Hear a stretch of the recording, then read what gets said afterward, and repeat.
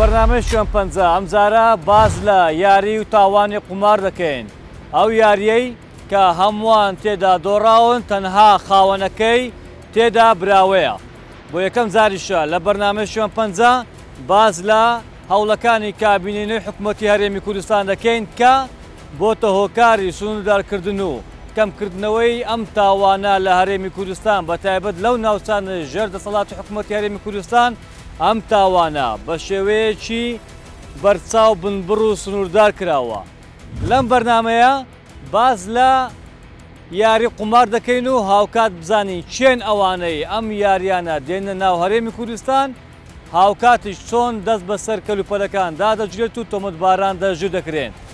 و ئەو دیمەنانەش کە نیشانە دێن یەکەم جارە لە کوردستان بیستان لە شوێن پەنجە دیمەنی لە ناوبردنی دەیان و سەدان کەلوپەلی ئامێری ئەلکترۆنی و قومار نیشان دەدەین. هاوکاتیش هەوڵەکانی ئەنجومەنی ئاسایشی هەرێمی کوردستان و وەزارەتی ناوخۆ و ئاسایشی هەولێر لە بنبڕکردن و دەژیکردنی ئەو تۆمەتبارانەی کە ئەم یاریە دێنە هەرێمی کوردستان نیشان دەدەین و بە دوواداچوونێکی ورد دەکەین. شوێن پەنجە لە شاری هەولێر دەست پێ دەکات. ئەم شارە ئاسایش و ئارامیەکەی و پێکەوە ژیانی ئاشتیانەی خەڵکەکەی بە هەموو ئاینەتەوەکان بەناوبانگە. هەمووان لە ئامێزی حکوومەتێکی بەهێزدان کە بە حکوومەتی هاوڵاتیان ناسراوە. هەر کاتێکیش تاوانێک ڕوو بدات گەورە یان بچووک بێت شوێن پەنجەی تاوانەکە بە زووترین کات ئاشکرا دەکرێت و تۆمەتبار دەستگیر دەکرێت. لێرە هیچ کەس ناتوانێت دەدەست یاسا و هێزەکان ڕابکات.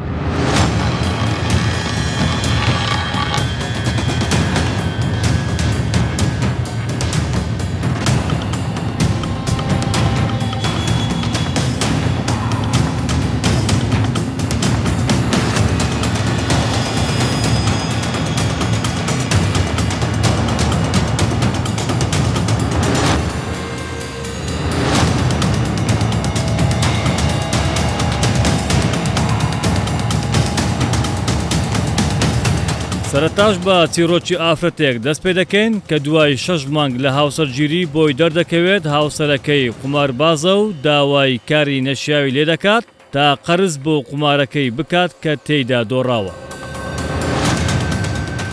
ئێمە لەگەڵ ئەو ئافرەتە دانیشتینە کە ئەو چیرۆکەی باسمان کرد لە ئەنجامی ئەم یاریە کە هاوسەرەکەی ئاڵوودەی یاری قومار بووە با بزانین چی بەسەر خێزانەکەی هاتووە چی بەسەر ژیان و داهاتوی خۆی هاتووە ڕەنگە هەندێک بە هەندێک شت هەیە لە چیرۆکەی باس ناکە بۆ پاراستنی ژیانی ئافرەتەکەیە نامانوێت باز بکەین دەنا ئەو شتانەی کە ئەو لە چیرۆکەی هەیە زۆر کاریگەرە و وای کردووە ژیانی لێ تاڵ بکات ئەمە ئاڵوودەبوون بە یاری قومار چی کەمتر نییە لە مادەی هۆشبەر با بزانین لە زاری خۆی گوێبیست بین ئەو چۆن تووشی ئەو کەسە بووە و ئەو کەسە کە بووە هاوسەری چۆن هەڵی خەڵەتاندووە پارەی هێناوە داوای پارەی لێ کردووە بۆ ئەوەی قوماری پێ بکە شەوانە هەمووشی دۆڕاندووە. باشە فەرموو. من ئافرەتێکم تەمەنم 30 ساڵە نزیکەی 6 ساڵ دەبی زەواجم کردیا لە بیدایەتی زەواجی ڕاهەستم کرد کە هاوسەرەکەم خیانەت درۆ و خواردنەوە یعنی فێڵ و فرتەکانی هەستم کرد کە هاوسەرێکی باش نییە بەس نەمدەزانی کو بسەلمێنم و پاش ئەوەی کە مانگێک ئەوها زۆر داوای قەرزی دەکرد هەم لە من هەم لە برادەرەکانی هەم لە ماری بابی زۆر قەرزی دەکرد یان کە مەحاشی وەردەگرت مەحاشەکەی خۆی نەدەهیناوە ماری بەبێ پارە دەهاتەوە نەم دەزانێت لەو پارەی دەکا پاشان دەستی کردبەوەی کە برێتە من بڕۆ پارەم لە خوشکەکانت وەرگرە یان لە ماری بابت پارەم لە بۆ بینە بە قەرز پاش ماوەکی گوتم چ لەو هەموو پارەی دەکەی ئەمنی دانیشتان گوتی مشکلەکەم هەیە دەبی لە بۆت بە حەسکەم و پێکەوە حەلی بکەین بەس ئەمە نابی لە یەکتری جیا ببینەوە چکە من ئەو مشکلەی حەل دەکەم بە منی گو کە قوماری دەکا و نزیکەی 5 میلیۆن 6 میلیۆن دۆڕایە لێ زێڕەکانی فرۆشت مۆبایلەکەی فرۆشت دەویست هەندێک شتی مارەش بفرۆشی بەس دوایە پەشیمان بووە و ئێستا ئەمن هەم یعنی شتی زیاتریشی کرد هەم ئێستا دەخواتەوە لێم دەدا خیانەتی دەکا زۆر جار خیانەتم بە چاوی خۆم دیتیان لەناو مۆبایلەکەی یان بەڵگەی دیکەم هاتەوە بەردەستی کە خیانەتم لێ دەکا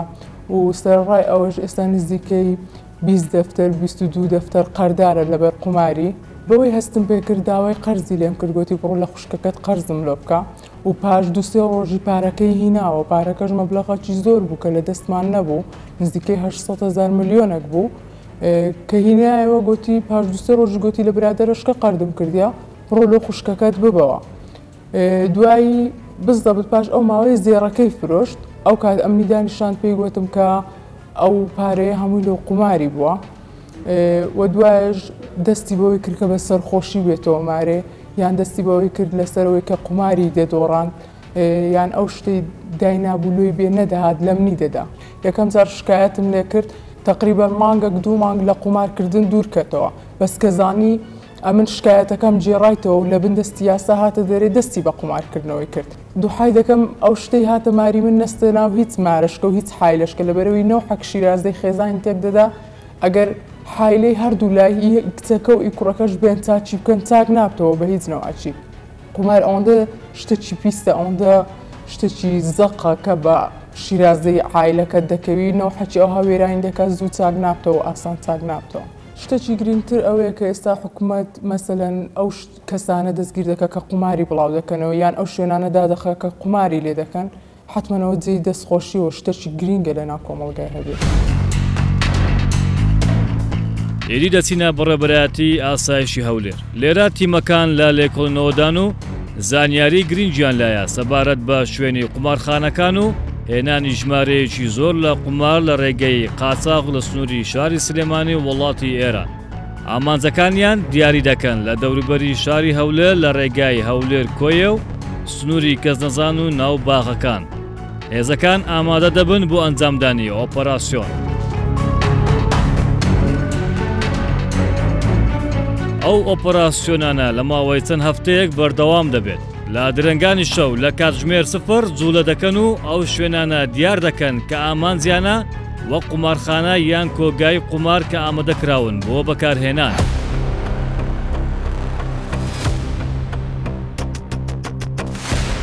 ئەو هێزانە دوای وەرگرتنی فەرمانی دادوەری لێکۆڵینەوەی ئاسایشی هەولێر هەڵ دەکوتنە سەر چەندین شوێن و ماڵ و کۆگای قومار کە شوێنی ئەنجامدانی یاریەکە و هەڵگرتنی ئامێرەکانن چەندین ئۆپەراسیۆن لە بەشێکی دەوروبەر و دەرەوەی شاری هەولێر لە درەنگانی شەو ئەنجام دەدەن لە یەکێک لە ئۆپەراسیۆنەکان چەند مەزرعە و باغێک کە یاری قوماری تێدا دەکرا و لەژێر چاودێری کامیرا بوون داخران و کەلوپەلەکان دەست بەسەر کرا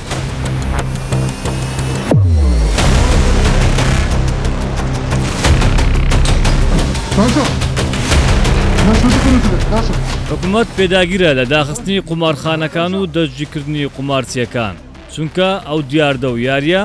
هۆکارە بۆ زۆربوونی کێشە و تاوان و توند و تیژی و تێکدانی ئاسایشی کۆمەڵایەتی بۆیە لەلایەن وەزارەتی ناوەخۆ و هێزە تایبەتەکانی دامەزراوەکانی ئەنجومەنی ئاسایش چەندین هەڵمەت و ئۆپەراسیۆن ئەنجام دەدرێت بۆ دەستگیرکردنی قومارچیەکان و داخستنی قومارخانەکان.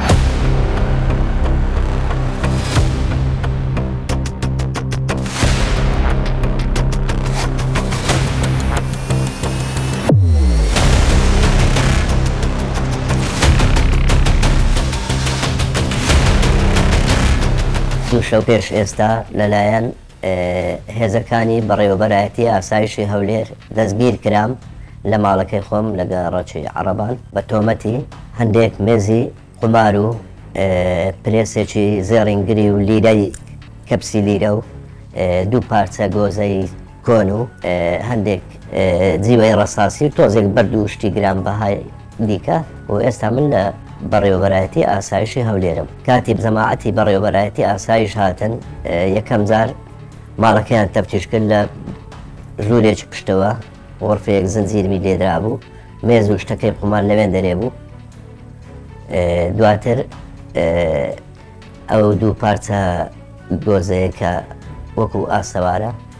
ئەو ئەشایکەش لە ناو مێز و شتیوا بوو هەر هەمویان کۆ کردەوە و هێنایە. من وەکو تۆمەتباری ئێستا پێشتریش پێشینەی تاوانم هەبووە چەند جارێک دەستگیر کراوم لەسەر هەمان تاوان.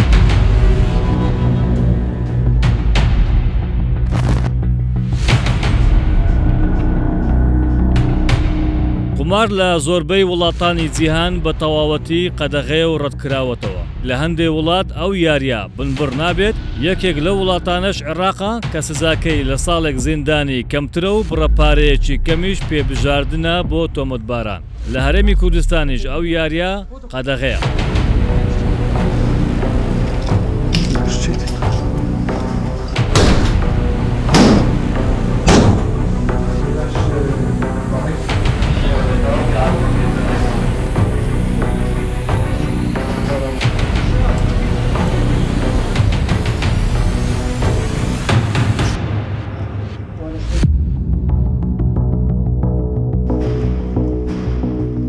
ئەو یاریە لە بەشێک لەو شوێنانە لە ناو ماڵان کە خێزانەکانیان تێدا دەژین ئەنجام دەدرا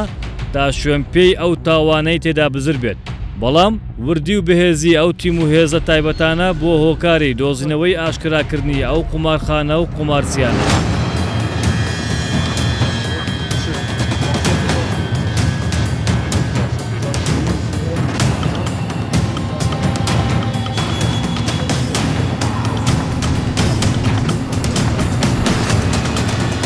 لە کاتی ئۆپراسیۆنەکان لە بەشێک لە شوقە دوورەدەستەکان لە ناو ماڵەکان کە بۆ نیشتەجێبوون بۆ یاری قومار بەکاردەهات کە لەلایەن ئافرەتانی بیانی و کەسانی عەرەبی سووری و لوبنانی کار دەکرا هەموو ئەو تۆمەتبارانە دەستگیر دەکرێن و دەست بەسەر کەلوپەلەکاندا دەگیرێت. بۆ یەکەم جاریشە لە کوردستان 24 لە بەرنامەی شوێن پەنجە ئاسایشی هەولێر سەدان ئامێر و کەلوپەلی نوێی قومار کە نرخەکەی سەرووی 30 ملیۆن دۆلارە لەسەر بڕیاری سەرۆکی حکومەت و فەرمانی دادوەری لێکۆڵینەوەی ئاسایشی هەولێر لە ناو دەبدرێت.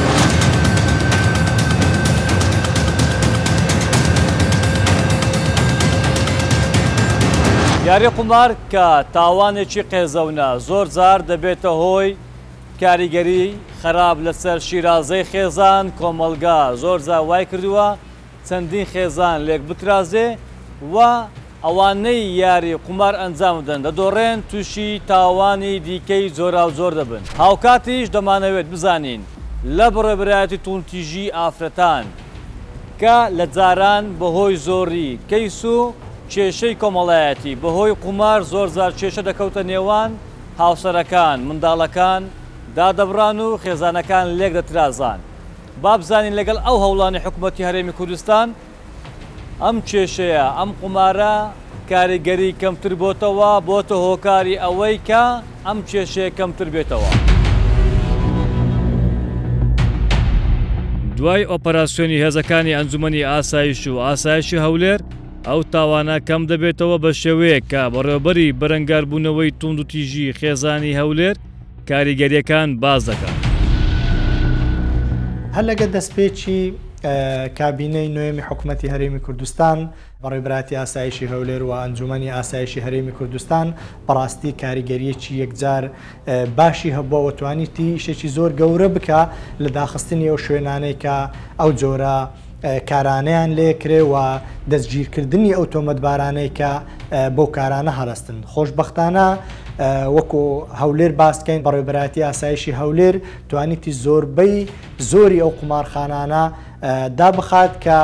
ئەو جۆرەکارانەی لێکرێت کە بەڕاستی ئەوەش جێگای دەستخۆشیە و لەگەر دەستپێکی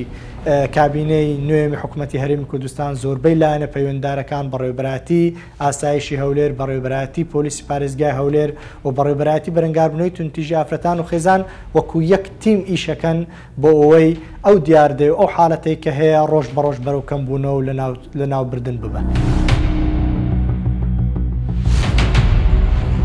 لەبارەی تاوانی قمار و ڕوانگەی ئاینی ئیسلام مامۆستایەکی ئاینی سزا و ڕوانگەی ئیسلام دەخاتە ڕوو.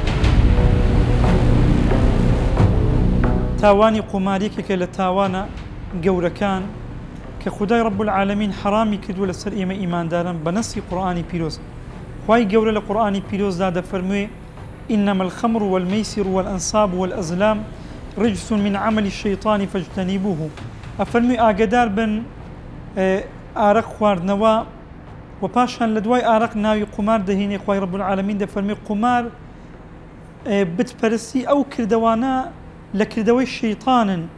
لێی دوور بکەونەوە خۆتانی لێ بپارێزن. جا هەر تاوانێک کە تاوانە گەورەکانن ئەو تاوانن کە نەعلەتی خوای گەورەی لێ دراوە. نەعلەتی خوای گەورە لەو کەسە دراوە کە تاوانی قمار ئەنجامەدا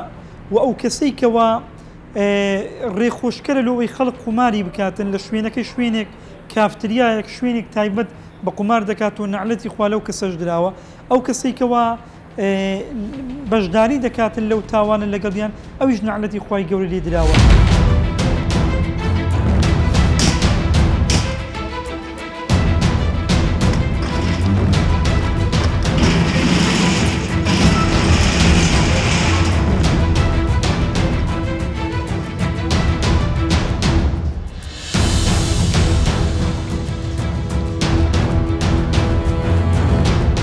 قمار چی کەمتر نییە لە مادەی هۆشبەر و دیاردەیەکی ترسناکە و هەر کەسێک ئاڵوودەی بێت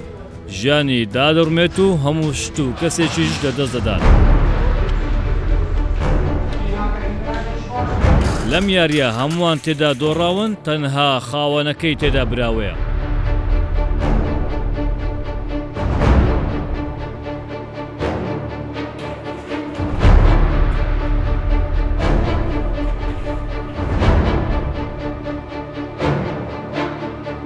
زۆر جار پارێزەران نیگەرانن لە سزای قمارباز و قمارخانەکان کە سووکە و بۆیە سزاکە بربەست نابێت لە بەردەم تۆمەتبار. ئەوان باز لە سزای یاسایەکە دەکەن. بە پێی مادە 389 لە یاسای سزادانی عراقی ژمارە 111 ساڵی 69 هەر کەسێک شوێنی قمارخانە بکاتەوە دە شوێنێکی عەلەنی بێ یاخود خانوو تەرخەمکە بەو ئیشە ماوەی 1 ساڵ زیندانی دەکرێت و هەموو ماڵ و ملکەکانی مسادرە دەکرێت و هەروەها هەموو دام و دەستگاکان کە قماری پێ دەکرێت لەو شوێنە هەمووی مسادرە دەکرێت. ئەو کەسانەی کە لەوێشدا دەگیرن کە قمار دەکەن دادوەر بۆ ماوەی 1 مانگ زیندانیان دەکاتن. بەڕای من ئەو یاسایە پێویستی بە هەموارکردنەوە هەیە چونکە قمارکردن هۆکاری زۆر خراپی لێ دەکەوتەوە. لەوانە خانی فرۆشتن، لەوانە خیانەت زەوجی، لەوانە دێتە دەری، لەوانەیە لەسەر حسابێکی خراپ و تێکچوو دۆڕا و تووشی قەتلێک ببی، تووشی تاوانەکی کەتم ببی. بۆیە بەڕای من ئەو یاسایە بە زووترین وەختیش پێویستی بە هەموارکردنەوە هەیە چونکە یاسایەکە بەو شێوە نییە. کەسێک قمارخانە دادەنێت بە ملیۆنا دۆلار لەوانەیە وەکو خین مشتن لە خەڵک وەربگیری.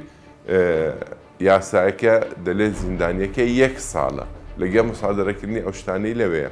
یاسای ژمارە 389 عقوبەتی ڕادع نییە لە ئەو کەسانە. ئەو کەسێک کە دادێنێ وەک گوتمان زیندانیەکە 1 ساڵە. ئەوەیەک پێویستمان بەوەیە ئێستا زۆربەی زۆری قمارەکان بە شێوەی ئەلکترۆنی دەکرێت. ئەگەر چاوکراوەی دەستگا ئەمنیەکان نەبیتن و چاوکراوەی ئاسایش نەبیتن بەڕاستی زۆر زەحمەتە کۆنتڕۆلکردنی یان ئیزباتکردنی بە یاسا.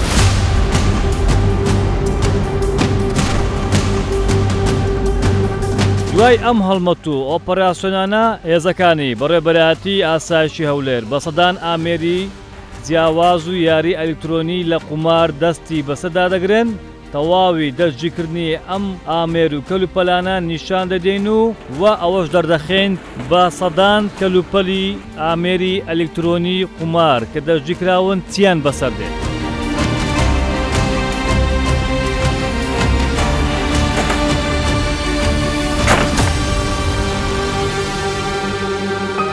شوێن پەنجە لە کوردستان 24 تەواوی بارکردن و گواستنەوە و پرۆسەی هەڵوەشانەوە و لەناوبردننی سەرجەم ئامێرەکان بڵاو دەکاتەوە بەو هەنگاوە سەرچاوە و دڵی قومارخانەکان وشک دەکرێن کە لە ناو خێزان و ماڵەکان و کۆمەلگا بڵاو ببوونەوە.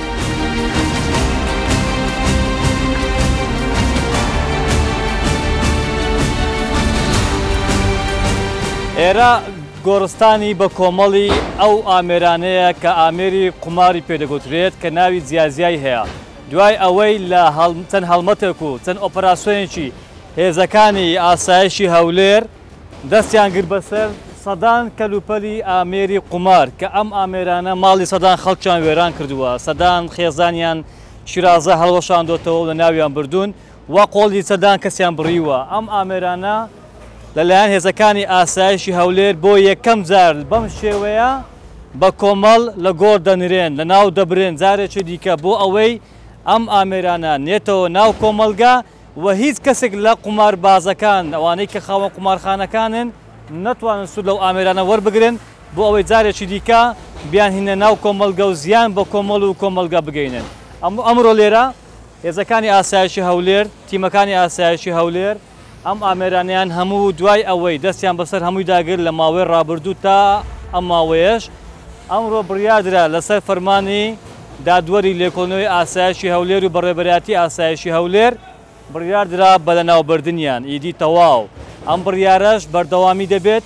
هەر شوێنێک هەر کەسێک بێوێت ئەم یاریە ئەم تاوانە بێنێتە ناو کۆمەلگا ماڵی خەڵکی بێوێران بکات کە بە پێی یاسا لە هەرێمی کوردستان ڕێگەپێنەدراوە و قەدەغەیە. ئەمە دەستگیر دەکرێت ئەو کەسە هاوکاتیش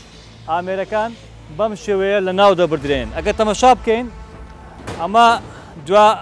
چەندین کامیۆن چەندین بار هەڵگرە هەروە هێشتان بار هەڵگری دیکەمە ڕێژەکە یەکجار زۆرە لێرە لەلایەن هێزە تایبەتەکانی ئاسایشی هەولێرش لە شوێنی کە هەڵگیرا بوو کە گواستراوە ئەم شوێنە چاودێری دەکرێت تا ئەو ساتەی لە ناو دەبدرێت ئەم هێزانە لێرەن بۆ ئەوەی یەک پارچە لەم ئامێرانە لەم گۆڕە ڕزگاری نەبێت. ئەمە یەکێکە لە هەنگاوەکانی حکوومەتی هەرێمی کوردستان بۆ ئەوەی تاوان کەم بیتەوە هاوکاتیش هیچ کەسێک یاسا نەشکێنێت و هەر کەسێکیش تاوان بکات یان مەرامی ئەنجامدانی تاوانی هەبێت یان بیەوێت زیان بە کۆمەڵ و کۆمەلگا بگەینێت ئەوە لەلایەن حکوومەتی هەرێمی کوردستان وەزارەتی ناوخۆ هێزەکانی ناوخۆ ئەوە ڕێگری دەکرێت ئەو کەسانە دەرجی دەکرێت و وە سزای یاسایی دەدرێت.